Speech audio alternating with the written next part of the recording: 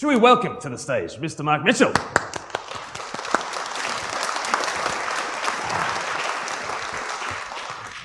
Thank you, Glenn. Now, Mark, you were so generous with your time earlier today. You had myself and Andy come, and we came to Mitchell Motors, and you gave us a lovely mention of colleagues there. Yeah. So, earlier in the day, I made the mistake of calling people staff or workers, and you call them colleagues. Yeah, I think that's so important that we value people who work with us. Yeah. I mean, in some cases, people are giving their whole working lives to being with me. And people always say the customer is always right. Yeah. But when it comes to customers and colleagues, who comes first? Oh, without in a your shadow of mind? a doubt, my colleagues come first. Right. And if my colleagues aren't first, they're not going to. And it's lovely to see so many of our customers here tonight.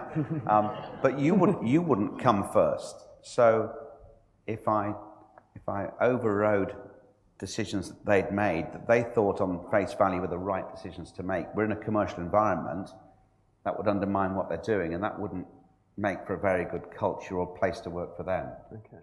And I thought, no dress rehearsals in life, folks. We've got to get it right. We can't go and change the decisions we wish we'd made 10 or 20 years ago. Would it be great to have a Bible in every home in our business? Okay. Now, a lot of couples live together rather than married, so the marriage route perhaps wasn't an option.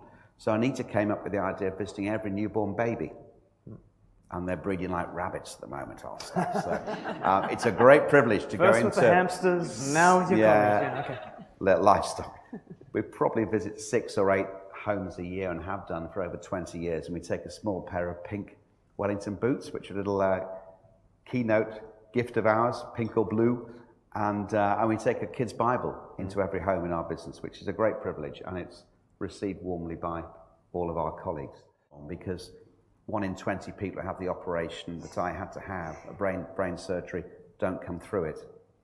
And a third of people have a brain hemorrhage before the operation, pass away, and a third are extremely disabled by the whole thing, and a third come through. So that's when I was really stretched. And a few months after the operation, I couldn't go to the business at all. I was so disappointed how well they were doing without me. I thought I needed to be there. But then I was hit with some really acute anxiety. And that knocked me sideways. And a few people came to walk with me to cheer me on. And one visitor was a chap called Bishop Keith Sinclair. A few smiles here tonight. He's a real man's man. He's a real pastor. And he said we need to get some help. And he did through the diocese. But that was a time when I was knocked sideways, and I really had to trust God again, Glenn, that he'd be walking closely to me when, marriage to Anita aside, so many other things in my life looked like they were falling apart. Yes. That was 4.5 years ago. Yes. Yeah. And so...